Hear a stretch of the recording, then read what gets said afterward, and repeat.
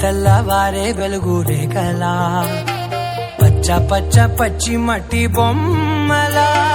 అల్లి బిల్లి వెన్న పాల నురగలా అచ్చ తెలుగు ఇంటి పూల కొమ్మలా దేవదేవుడే పంపగా ఇలా దేవతే మా ఇంట అడుగే పెట్టెనంట బ్రహ్మ కళ్ళలో కాంతులే మా అమ్మలా మా కోసం మళ్ళీ లాలి పాడేనంట